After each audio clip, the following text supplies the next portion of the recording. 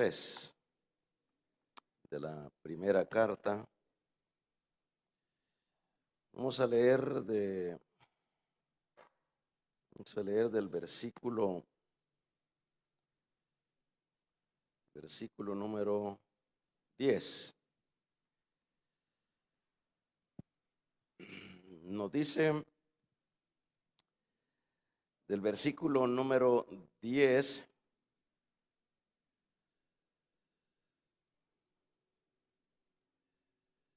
Vamos a leer incluso, del 10. En esto se manifiestan los hijos de Dios y los hijos del diablo. Todo aquel que no hace justicia y que no ama a su hermano no es de Dios. Porque este es el mensaje que habéis oído desde el principio, que os amemos unos a otros. No como Caín, que era del maligno y mató a su hermano.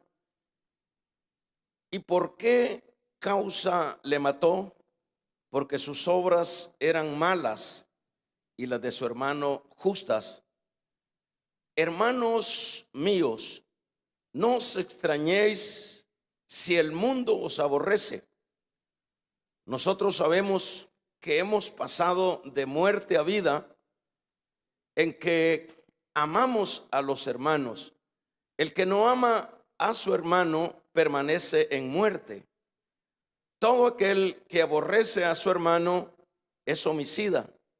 Y sabéis que ningún homicida tiene vida eterna, ni puede permanecer en él. En esto hemos conocido el amor, en que Él puso su vida por nosotros. También nosotros debemos poner nuestra vida por los hermanos.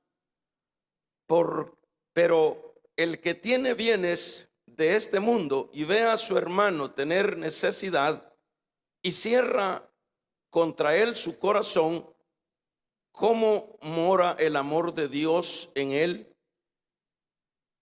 Hijitos míos, no amemos de palabra ni de lengua, sino de hecho y en verdad. Tremenda esa escritura. Vamos a hablar ahora de que el amor hacia los hermanos muestra que estamos vivos. El pasado martes estudiamos que la señal del que pertenece a la familia, cuáles son las señales de los que pertenecen a la familia de Dios, es el amor.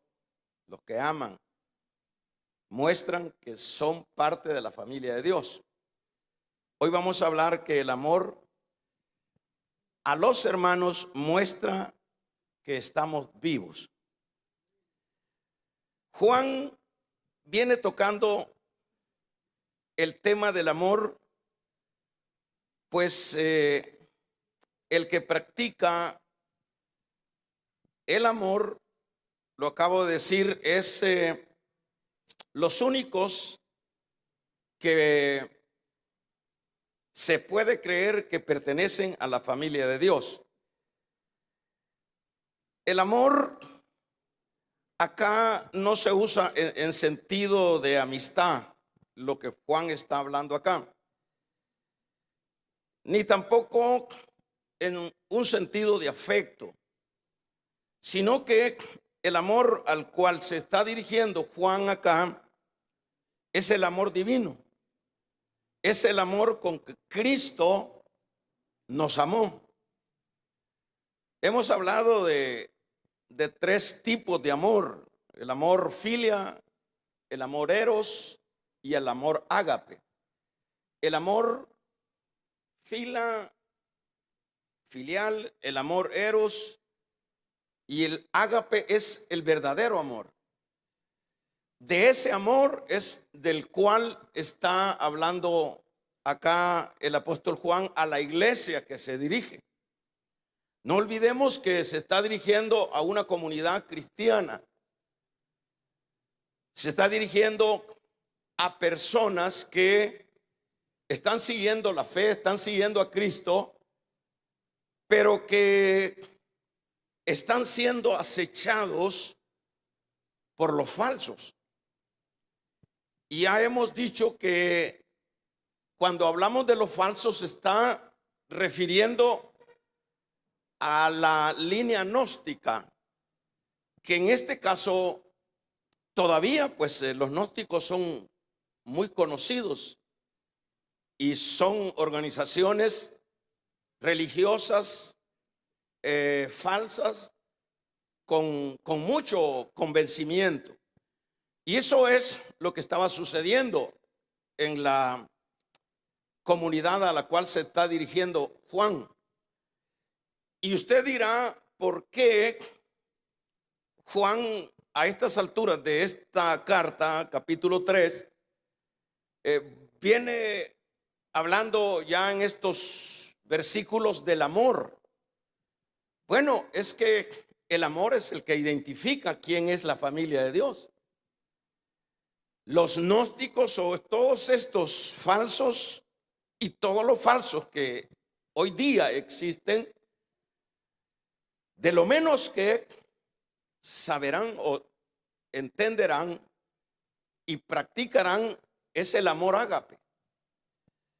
Habrá ese amor relativo, ese amor conveniente, pero ese es el amor del mundo, el amor de los hombres, pero este amor es un amor muy selectivo, muy especial, que es el amor que dice acá, con el amor que Cristo nos amó. Entonces los falsos de esto carecían, porque el falso maestro, el falso profeta, va viendo sus intereses. El falso no está viendo el interés o el bienestar de los demás o del prójimo. Siempre es para adentro. Pues ese es el contexto, el trasfondo de esta carta. Y Juan en este caso trae a memoria lo que es el caso de Caín, como lo leíamos acá. Dice, no como Caín. Hace esta comparación para descifrar, diríamos, o para ejemplificar qué es amor o quién es el que manifiesta el verdadero amor. Por ejemplo, Caín y Abel eran hermanos. Los falsos que están afectando con falsas doctrinas a la comunidad cristiana que se dirige Juan, presumían ser parte de la iglesia, diríamos eran hermanos. Y eso es lo que trae memoria acá Juan con respecto a este versículo número 12. Y la relación es que Caín y Abel eran hermanos, pero Caín mostró que era del maligno. ¿En qué quedó demostrado que Caín era del maligno? Bueno, acá lo dice, porque sus obras eran malas. Mató a su hermano. Bueno, ¿y no era su hermano? Bueno, decíamos que probablemente Caín y Abel pudieran haber sido gemelos, probablemente. La Biblia no lo dice, pero podemos tomar la idea, podemos ampliar, que no estamos forzando nada. Eran hermanitos del mismo papá y de la misma mamá. Pero, y aparte de que eran hermanos y adoradores de Dios, no estamos hablando de que un Caín era un diablo en el sentido de su adoración a Dios. Caín era también un adorador. Caín trae lo mejor de los frutos de la tierra para ofrecérselo en ofrenda a su Dios. Eso les habían enseñado sus padres. Les habían enseñado a hacer adoradores, les habían enseñado a ofrendar de aquello que habían recibido de parte de Dios. Y en este caso es lo que hacen ellos. Pero acá queda bien mostrado y bien aclarado que aunque eran hermanos y aunque eran adoradores los dos, vea de qué manera reaccionó Caín cuando ve que la ofrenda de Abel fue la que vio con aprecio el Señor. ¿Qué diría en este caso? ¿Qué podría hacer Caín cuando vio esto? Es más, en esa parte de la Biblia le dijo el Señor: ¿y por qué estás enojado? El pecado está a la vuelta, pero tú puedes corregirlo. Es decir, se endiabló, por decirlo de esa manera. Se enojó tanto que el mismo Señor le dijo: ¿por qué estás así? ¿Acaso el pecado no está a la vuelta de la esquina? Queriéndole decir, si tú corriges, si tú cambias, no vas a tener problemas. Pero Caín guardó eso en el corazón y no le dio salida, sino que de hecho buscó la manera como destruir a su hermano, matar a su hermano. Y eso es lo que dice este versículo número 12, ¿verdad? Aun cuando eran hermanos, Caín, sus obras realmente eran carentes, o sea, sus actitudes eran carentes del amor. Y esto fue, ¿por qué fue esto? ¿Por qué actuó así Caín? Porque sus obras eran malas y las de su hermano eran buenas, que es lo que leíamos en el texto ahí. Por eso es que actuó así. Aquí lo que Juan está revelando es que los destinatarios puedan ver que es una cosa y que es otra. Por ejemplo, en el verso número 13, vamos a ver lo que está diciendo acá: hermanos míos, no os extrañéis si el mundo os aborrece. Juan está mencionando esta continuación del contraste del amor y el aborrecimiento, y dice que el mundo os aborrece, dice. Vamos a ver, y este es un principio casi básico de los hombres o del mundo, hermanos. ¿Cuál? El que siempre va a tender a aborrecer aquello que proviene de Dios. Eso es bastante común, es una cosa hasta normal, que las personas siempre, es decir, el que está muerto, porque el que está muerto, sus obras son muerte. Por eso es que decíamos a manera de tema, el amor hacia los hermanos muestra que estamos vivos. Entonces, en este caso, decíamos que es un principio básico del mundo, que la maldad aborrece siempre la justicia. Siempre. Y vamos a ir viendo esto rapidito. Por ejemplo, ¿por qué es que la maldad aborrece la justicia? O lo de Dios, por decirlo de esta manera. Bueno, la razón es porque el creyente, hermanos, no es compatible con el mundo. Es decir, el creyente, el mundo o el creyente es ofensivo a lo que son los antivalores de este mundo. Eso es lo que sucede. Entonces, de hecho, los creyentes no van a no van a ser apreciados por el mundo, porque eso es lo que está diciendo el versículo número 13. Hermanos míos, no os extrañéis, si el mundo os aborrece. No hay que extrañarse. Nosotros vemos muchas veces, en este caso, a veces a muchos hermanos quejándonos porque queremos el amor del mundo. Dice esta versión: hermanos, no se extrañen si el mundo los odia. No se extrañen si el mundo los odia. Vamos a ver también en esta otra versión: mis queridos hermanos, no extrañen que si los pecadores de este mundo los odian. Esto es importante que vayamos nosotros, bueno, extrayendo de la idea de Juan, porque de eso se trata.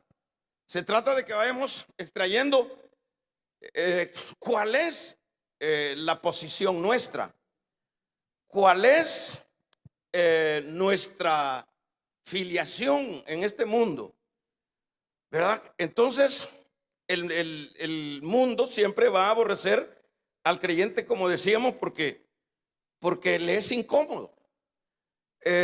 Dice la palabra: la luz no es compatible o no se lleva, no tiene amistad con las tinieblas. La luz, es decir, las tinieblas, cuando ven la luz, hermanos, es un hecho que las tinieblas huyen.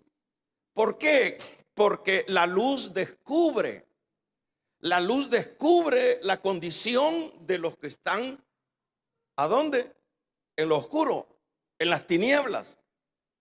La luz, bueno, eso es lo que sucede con los animales que son de lo oscuro, los murciélagos, por decir algo. Los murciélagos, usted quiere sacarles carrera, póngales luz, con la excepción de algunos ya que se civilizaron, que están ahora ya en la ciudad, pero por lo general los murciélagos odian la luz.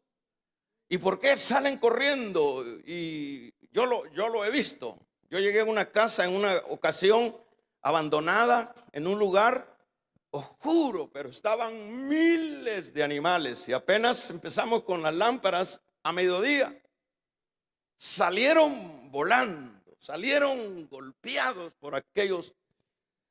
Eso es, diríamos, una forma y una actitud de lo que sucede con los que andan en tinieblas o los que están muertos en sus delitos y en su pecado.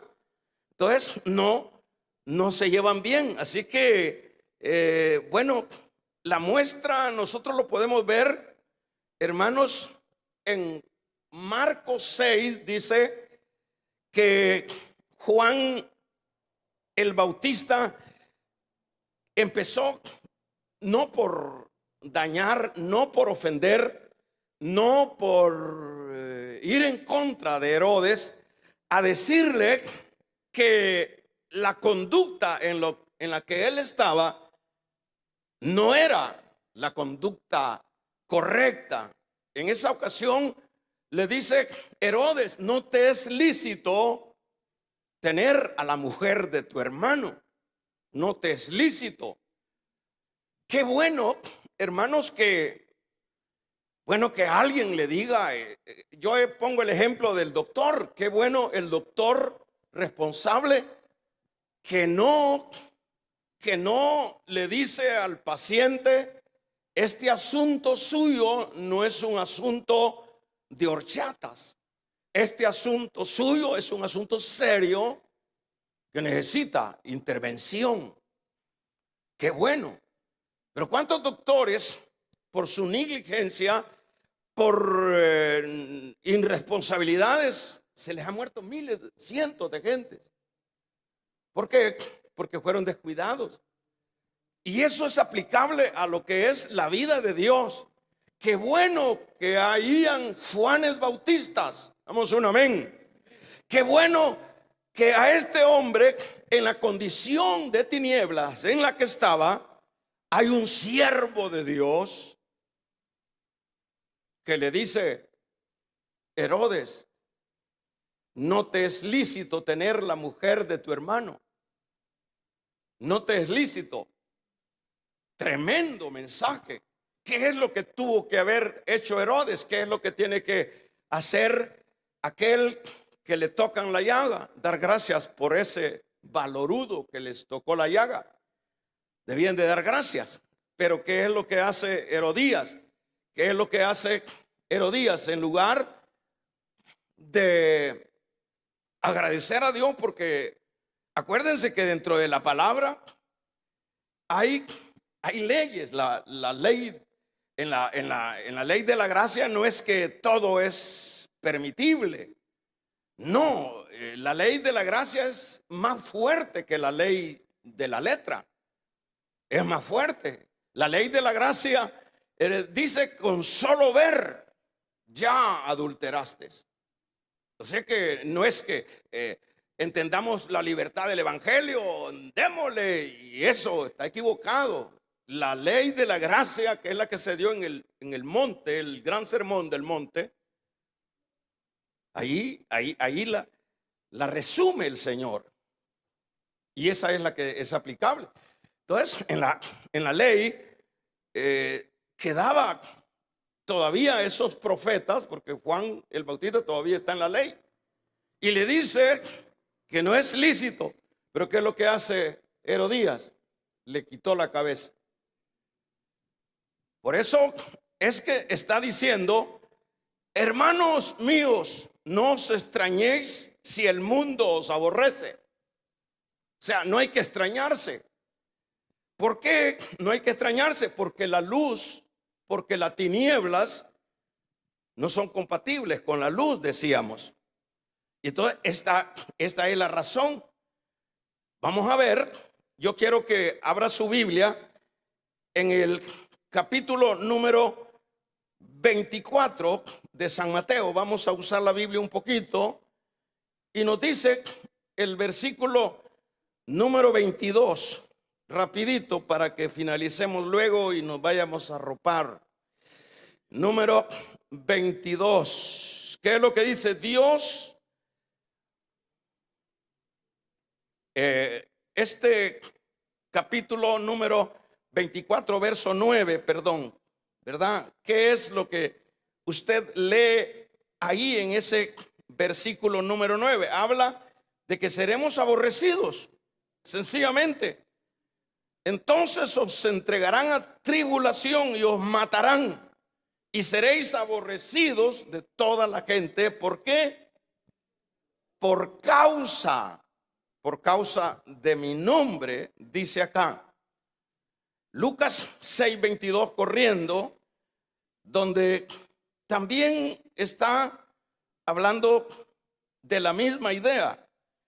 Cuando dice: bienaventurados seréis cuando los hombres os aborrezcan y cuando os aparten de sí y os vituperen y desechen. ¿Verdad? Bienaventurados, la parte clave acá es la bienaventuranza. Entonces, muchas veces nosotros tenemos la idea como creyentes, fíjese, mire qué mal entendemos las cosas, porque la idea del creyente es que tenemos que ser apreciados del mundo, y nos sentimos mal cuando el mundo no responde a nuestros deseos. Pero de acuerdo a lo que es la palabra, acá en este versículo número 22 dice: bienaventurados seréis. O sea, no es de llorar, sino es una bienaventuranza, es una dicha. ¿Por qué es una dicha? Porque al ser aborrecidos se está evidenciando quiénes somos. Al ser aborrecidos estamos dando testimonio a quién le pertenecemos. Por eso es más bienaventurado, dichosos los que ahora lloráis, ¿verdad? Es una dicha. Bienaventurados sois cuando los hombres os aborrezcan. Que diga, no, yo creyente no quiero. No, yo creyente no quiero. Yo odio a los creyentes. Mire qué barbaridad. Mire cómo me ha ofendido. Mire lo que... No, bienaventurados, dichosos, bienaventurados cuando los hombres os aborrezcan y cuando os aparten de sí y os vituperen y desechen vuestro nombre como malo. Es una cosa tremenda. Y váyase al capítulo número 21 también de Lucas, y luego vamos a ir ya terminando en lo que vamos a aplicar. En el versículo número 21, el capítulo número 21, corriendo, use su Biblia, nos dice la misma situación, la misma idea. Dice, entonces los que estén en Judea huyan a los montes, y los que en medio de ella váyanse, y los que estén en el campo no entren a ella. Está en el verso 17, leámoslo también. Dice, y seréis aborrecidos de todos por causa de mi nombre. Por causa, aborrecido. Entonces el creyente debe de saber que esta es la manera como nos van a tratar las tinieblas. ¿Por qué dice Juan en su capítulo número 15? Rapidito, dice en el versículo número 19, está claro que es lo que dice Juan. Está diciendo, ya lo tenemos, léalo conmigo. Si fuereis del mundo, bueno, el mundo, ¿qué dice? Los amaría, hasta cohetes chinos le levantarían cuando vamos nosotros pasando ahí por donde ellos. Si fueres del mundo, esto es lo que dice, el mundo los amaría, el mundo los amaría. Dice, si fueres del mundo, el mundo amaría lo suyo, que serían nosotros mismos. Pero porque no soy del mundo, antes yo os elegí del mundo, por eso el mundo, ¿qué dice? Los aborrece. Así que no ande pidiendo a la vecina que le dé abrazos, hermano. Damos un amén. No ande pidiéndole al jefe ahí donde usted labora, a los hombres que le rodean ahí, que le atiendan, que le den afecto. No, si el mundo os aborrece, es porque no somos del mundo. Ahora, esto es importante porque Juan esto es lo que está trasladando a la iglesia a la cual se dirige. Esto es importante que los creyentes de hoy día, porque hermanos, la iglesia estuvo marcada desde el inicio de su arranque. Si usted ha leído el libro de los Hechos, se va a dar cuenta que la iglesia no tuvo luna de miel, que la iglesia, luego de que se estableció en Jerusalén, lo primero que hizo Herodes, uno de los Herodes, mató a Jacobo, uno de los 12 discípulos, ahora apóstoles, mató a uno. ¿Y qué es lo que hace la iglesia? ¿Y qué es lo que hace la iglesia? Aguantar. Luego viene allá la persecución que hace Pablo. Dice que respiraba muerte sobre la iglesia del Señor, y empieza Pablo a perseguirlos. La iglesia, si usted lee la Biblia, usted lee el libro de los Hechos y lee la vida de Pablo, se va a dar cuenta, o nos vamos a dar cuenta, cuál es el trasfondo de la vida cristiana. Pablo decía en persecuciones, en angustias, en hambres, en desvelos, en cárceles. Es decir, ese es el trasfondo de la iglesia. ¿Por qué? Porque les era diríamos, les eran estorbo los creyentes, no les eran compatibles. ¿Por qué los odiaban? Porque la luz les manifestaba en la condición en la que estaba, como el caso que estoy mencionando de Herodes. Herodes se sintió, hermanos, se sintió ofendido cuando le dijeron que estaba en adulterio. No, el hombre lo que quiere es que le digan estás bien. Quiere hacer. Por eso es que ahora ya nosotros somos bastante cheradas del mundo, es decir, la iglesia de este tiempo. ¿Por qué? Porque no marcamos línea, porque no marcamos terreno. No es que vamos a andar peleando, no es que vamos a andar confrontando.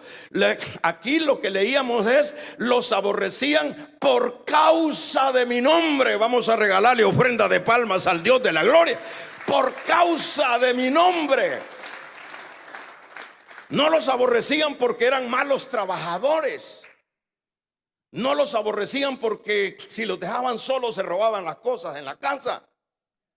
No los aborrecían hermanos, porque probablemente eran buenos obreros, eran buenos siervos. Los aborrecían porque no querían oír. Que la gente les es pedrada que uno le predique la palabra. Por eso es que ahora el evangelio se ha diluido, y lo que hacen la mayoría de predicadores es tirar flores. Lo que hace, y ese es un problema. Ese es un problema, y no es que andemos peleando. Lo que Juan hizo no era pleito, era el médico diciéndole del mal que estaba padeciendo el enfermo. Entonces, ¿qué es lo que tenemos que hacer nosotros? ¿Se recuerda? Regresémonos un poquito allá a los libros antiguos. Usted se recuerda cómo una mujer de los israelitas había sido capturada por las bandas de los sirios. Se recuerda, ¿verdad? Esta muchacha se la llevaron y la tuvieron de trabajadora allá en la casa de Naamán, de Naamán. Allá la tenían. Esa es la función de lo que son luz. Eso es. Hay veces que nosotros estamos ahí y nadie sabe que somos creyentes, como pues sí, nos parecemos tanto a los primos del mundo, ¿verdad? Vamos a regalarle ofrenda de palmas al Dios de la gloria. Nos parecemos tanto y creemos que la vida cristiana es, hermanos, homogénea, que somos todos. ¿Y cómo lo vamos a ganar entonces? ¿Cómo se ganó al sirio leproso esta muchacha? ¿Cómo se la ganó? ¿Con chambres? ¿Siendo una mala empleada? Se lo ganó cuando le digo: si mi Señor fuera a Israel, al profeta, esa lepra, el profeta oraría y esa lepra desaparecería. No le gustó. No le gustó. Pero sin duda la misma esposa de Naamán le insistió: vamos, anda hijo, ya fuiste a todos lados y anda. ¿Y qué fue lo que sucedió? La boquita que abrió aquella muchacha, damos un amén, para hablar del Dios de Israel. Vamos a regalarle ofrenda de palmas. Aleluya. Pero ¿qué es lo que nosotros estamos haciendo? Le predicamos ahí al jefe, le predicamos ahí el que va al lado. La vieja le tocamos, ¿verdad? Cuando nos interrumpe el camino. Por eso es que somos cheros del mundo, pues. Por eso es que somos amigos del mundo. Por eso es que no nos distinguimos. Por eso es que, hermanos, es necesario marcar terreno. ¿Y cómo vamos a marcar? Con nuestras conductas. Nuestras conductas. Esta mujer solo abrió la boca y ofreció al profeta de su país. Y sucedió. ¿Qué fue lo que hizo? Toda esa platiquita que hizo esa muchacha. Luz adentro de ahí. luz adentro de ahí. ¿Qué fue lo que generó? No, ves que fíjese que el jefe, es que mire que no sé qué, que es un malcriado. Si no entiende, por un lado, su testimonio. Bueno, ¿cómo se ganó a Potifar José? Con su buena, ¿cómo le llaman? Con su buena actitud, pura actitud. ¿Cómo se le ganó? Acción. O sea que no se necesita, a veces uno tiene que recitarle todos los versículos. Mal vamos a caer. ¿Verdad? Porque ahí andan los hermanos con los versículos en la boca y ¡pam, pam, pam! Apedreado vas a quedar. Porque muchas veces hermanos, hay muchas maneras, nuestra conducta. Así fue como con la actitud se ganó José a Potifar. Y esta muchacha se ganó al general leproso, creídazo, que cuando llegó a Israel iba de regreso. Pues yo pensé, dijo, que el profeta, bueno, primero topó con el rey, y el rey le dijo: ¿acaso soy Dios yo para sanarte? Y se puso bravo y se fue. Y los muchachos que andaban con él le dijeron: mire, señor, y él dice que es el profeta. Ahí hay un hombre que es el profeta, que dice que vaya allá con él, que no es con el rey. Vamos, pues a regañadientes fue. Y allá se parqueó la camioneta al frente de la casa de Eliseo, y se enojó porque Eliseo no salió a hacerle la venia. Como así, los ricos eso quieren, vamos a regalarle ofrenda de palmas al Dios de la gloria. Hermanos, y lo que mandó fue al criado, y el criado le dice el profeta que te vayas a meter 7 veces al río. Y usted sabe la historia. En la última zambullida, a regañadientes, ¡fua!, se sanó. ¿Y qué fue? Se lo ganó para Dios.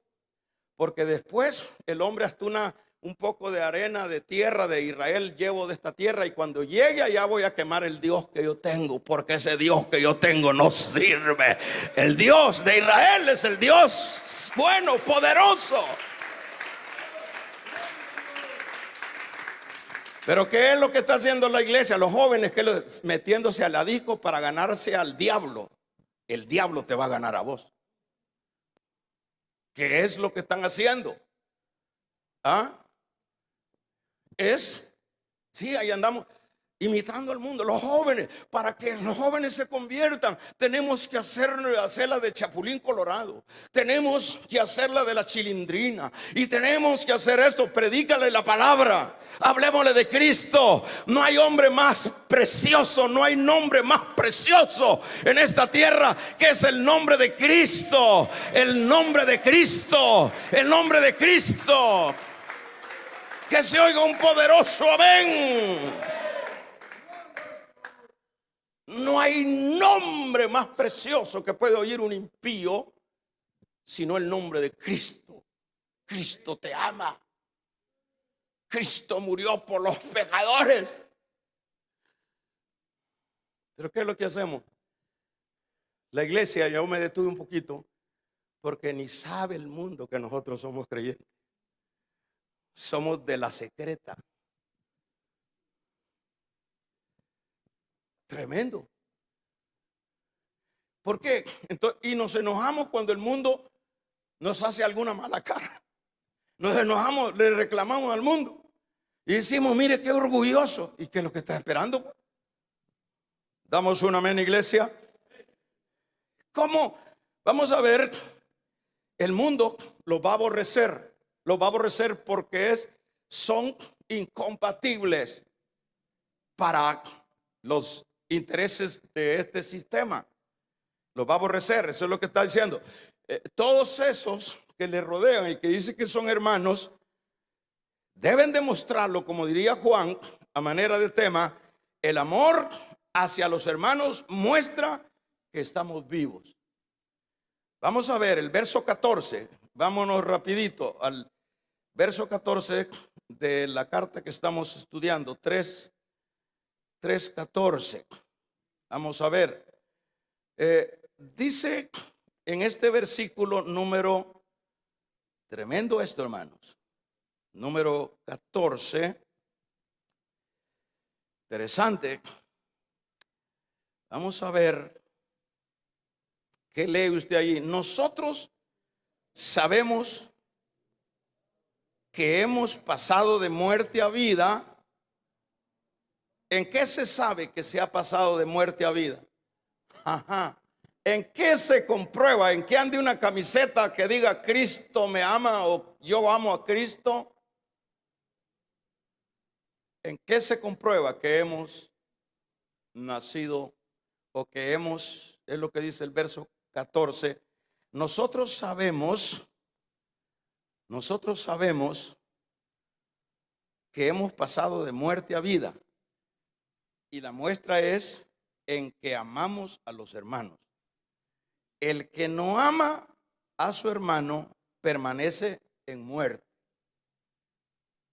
Ay, ay, ay.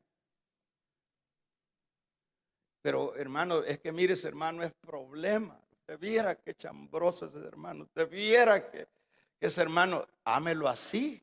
Si Dios no le va a poner ángeles. Me quitó prestado y no me pagó, hermano. ¿Y cómo lo voy a amar yo así?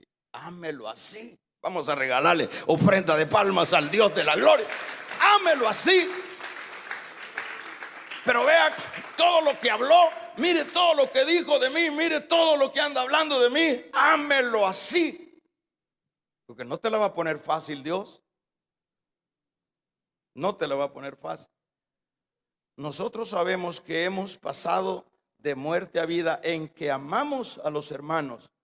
El que no ama a su hermano, que era el trasfondo de los falsos, que iban a andar amando a nadie, esos falsos maestros. El que no ama a su hermano permanece en muerte. O sea, la Biblia es tan práctica. Mire, quiere teología, usted estudie la Biblia despacito, estúdiela. Quítele los versículos y léala sin versículos. Se va a dar cuenta lo precioso que usted va a ir redescubriendo. Aquí está diciendo, tremendo esto, en que nos amamos, en que amamos a los, el que no ama a su hermano permanece en muerte. No es cierto. Ajá. Todo aquel que aborrece a su hermano es homicida. Wow, esto va peor. Todo el que aborrece a su hermano es homicida. Hermano, mire, esto que estamos escuchando hay que tomarlo en cuenta. Hay que ponerlo en práctica. ¿Verdad? Todo el que aborrece a su hermano es homicida. Le dije hace un momento que la ley de la gracia supera a la ley de la letra. Allá era homicida matarlo. Levante la mano los que aman al que tienen la par ahí. Échale una mirada. Sí, yo sí me quedé sentado aquí porque no hay para dónde agarrar. Las otras sillas están trabadas.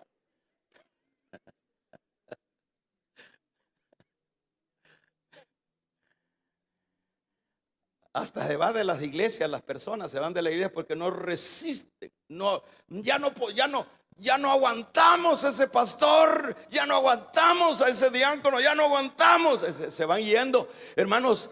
Entonces, si no amas a tu hermano, aún con sus defectos, aún con todas sus miserias, porque seguimos siendo miserables. Vamos a regalarle ofrenda de palmas al Dios de la gloria. Seguimos siendo miserables en el aspecto humano. Somos siempre inflamables. Entonces acá el amor de los hermanos es homicida. Y oiga lo que le espera a los homicidas. Mire qué tremendo es esto. Muerte. Todo aquel es homicida. Y sabéis que ningún homicida tiene vida eterna o tiene vida permanente en él. Ningún homicida. O sea que esta noche, yo voy finalizando, practiquemos el amor. practiquemos el amor. Y más abajito está diciendo, ¿cómo le decís a tu hermano que lo amás teniendo que comer y el otro no tiene? Y le decís que amás a tu hermano. Terminemos diciendo ahí, nosotros sabemos que hemos pasado de muerte a vida. ¿En qué se comprueba esto? En que amamos al otro. ¿Por qué? Porque Cristo amó aún a sus enemigos. ¿En qué amamos a nuestros hermanos? El que no ama a su hermano permanece en muerte. Todo aquel que aborrece a su hermano es homicida. Y sabéis que ningún homicida tiene vida eterna o permanente en él. En esto hemos conocido el amor, en que Él puso su vida. El ejemplo máximo es Dios, Cristo. Que se oiga un amén. Él puso su vida por nosotros. ¿Quiénes éramos nosotros? Damos un amén. ¿Quiénes éramos nosotros? Nosotros éramos enemigos de Dios. Nosotros éramos los más blasfemos. Si usted habla de mi persona, si yo le hablo de mi persona y usted habla de usted, nos vamos a dar cuenta que éramos hermanos terribles, terribles. Pero Él nos amó con amor eterno desde antes de la creación del mundo y nos atrajo con cuerda de amor. Vamos a regalarle ofrenda de palma. Nos atrajo con cuerda de amor. Que se oiga un poderoso amén. En esto conocemos el amor, en que Él puso su vida por nosotros. También nosotros debemos ponerla, nuestra vida, por los hermanos. Eso es lo que hacía Pablo, es lo que hacían toda la iglesia del Señor. Pero el que tiene bienes de este mundo y ve a su hermano tener necesidad y cierra contra él su corazón, ¿cómo mora el amor de Dios en él? Estamos inventando. O sea que decíamos hace un momento que el amor no son afectos, no son sentimientos, son acciones. Eso es lo que practicó Cristo, eso es lo que vino a enseñar Cristo. Eso lo retomaron los apóstoles, eso lo retomó la iglesia. Y nosotros, a estas alturas, después de 2000 años, hermanos, después de 2000 años, retomémoslo. No nos dejemos encantar por las doctrinas nuevas, por los evangelios modernos, por los evangelios interesados. Retomemos lo que es como se dice siempre por ahí, algunos dicen la sana doctrina. Retomemos la palabra, vivamos el evangelio, si es que habéis resucitado con Él. Póngase de pie. Padre, te damos gracias